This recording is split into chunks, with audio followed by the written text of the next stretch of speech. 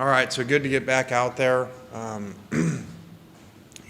Once again, a lot of new faces in our portal world that we live in. Also, again, a lot of new coaches. So a lot to work on there of getting everybody situated, everybody together. But,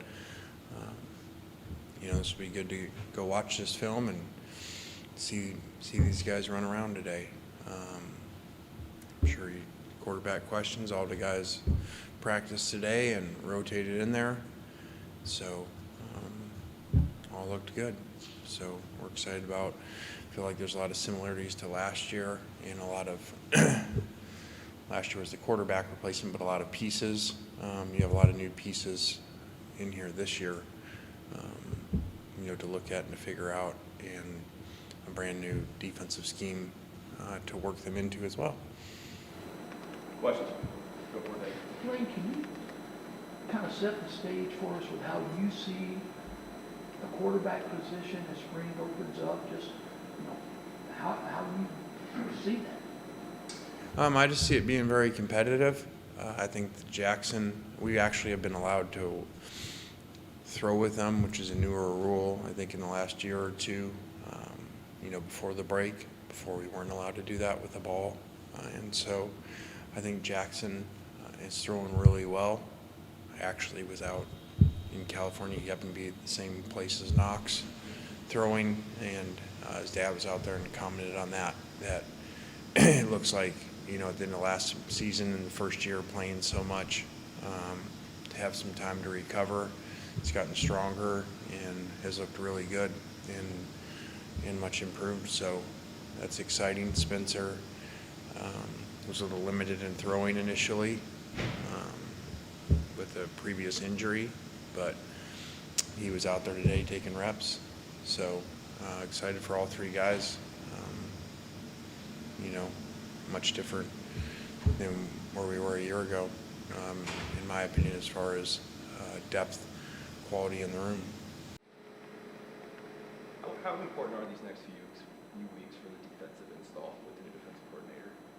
I think it's really big, very different scheme than what we played before, and so as well as some new pieces and some guys injured and some guys limited in what they're doing, and again, new coaches. He's not just Pete, so a lot of work to do there, and we've seen the system work really well at a lot of places, and now we just got to get our guys to learn it. I mean, what are the data points at this time of the year specifically that you're looking for with those three quarterbacks as you kind of try to figure it out? I mean, our evaluations, usually comes down to timing, accuracy, and decision making are three things that forever we've kind of looked at. But we got a long time, spring and fall, to figure it out and let guys play. And the goal is to improve depth of every room that you have, and that's when you become a really good team. I think that if there was some rating of quality of the room, I would certainly think that room's improved from where it was a year ago. So basically to have two returning starting quarterbacks and very high profile recruit in there that redshirted last year is really good and a lot different than once Luke decided to transfer where the room was, especially as you look at basically around the bowl game time. Talk about the general health of the offensive line. I know that a couple of guys had some off-season procedures. Who's out there? Who's not going to be out there this week? I mean, we're working guys in positions and new guys coming in there as well. With two transfer guys, a third one on his way. So, there's a lot of things to look at there in different positions, and some guys like Jaden that'll be out, so that just gives other people opportunities. Jeremy James, he's out this spring as well. What about the status of Michael Pettis? He's fine. Practiced today, and look for him to improve on a really good freshman year. Chuck? Last year, this time you expressed concerns about the incorporating so many new players and the cohesiveness. You've got the same situation this year. What did you learn last year about the meshing and getting them to play together? Yeah, I feel like we're in a similar situation, probably not as many impact players, I feel like maybe this time a year ago that I thought there were going to be, even though it doesn't always pan out the way you think it's going to. And there were a couple guys specifically that I thought would have had bigger roles than they ended up performing last year. So there'll be a lot of new faces and new names, and that's very challenging. It's challenging when your staff turns over. Our strength coach and Wilson leaving was a very big challenge because that's your off season where a lot of that develops. So Coach Savage being here again helps that transition. That was a very big concern of mine, of not just all the coordinators changing a year ago, but the strength coach changing. So I think that does help that. We spoke to Aishin earlier today, and I was just wondering if you could talk about his impact from last season, and how much his success this upcoming season determines how well the secondary plays with some departures there. Yeah, I think this is a good systematical change for him. Gets a lot more NFL oriented.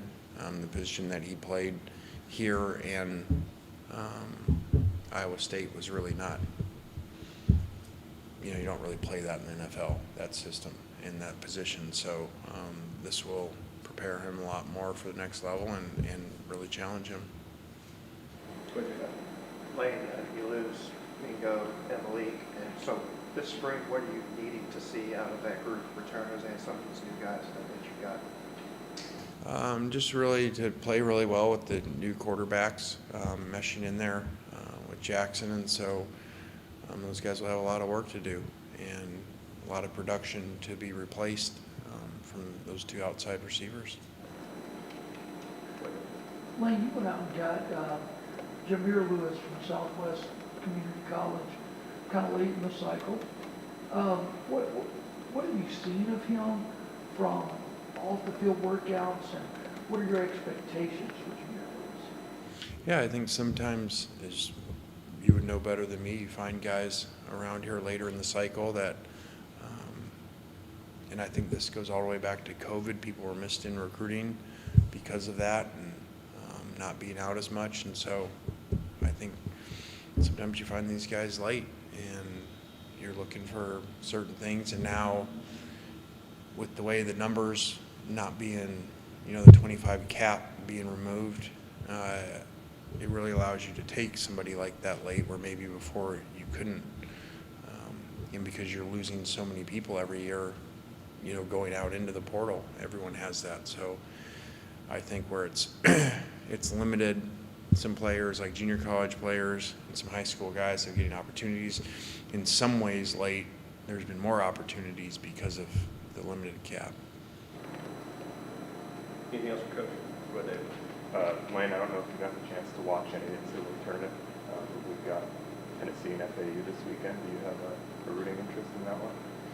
I really did not watch very much. I had a bunch of stuff with the kids going on this last weekend, so I did not get to watch very much. But I do know Dusty. He was there when I was there at FAU and hired him, and really energetic young coach, and obviously has done an amazing job there. And kind of going off that, Coach Yo, I think, was on Bob the other day talking about how you basically talked to Prairie, kind of giving your advice. If you don't mind sharing your old tell them. Not that I have the answers. I just called her the other morning and just said, go to the next game. We've all been in situations where we focus too much on a big week the week before and a big upset, and just talk to her about, so what now what, like they're going to hear the players all week are going to hear how great they are, and first time going to Sweet 16 in so many years and all that stuff, and you got to get them away from that focus and get them on to the next game, because upsets happen all the time and they're a big story at the time, and then if you don't win the next one, you forget about them. So just moving on to the next game. Not that I have the answers, but I just was thinking about her yesterday morning. Anything else, Coach? All right, guys. Have a good week. Thanks.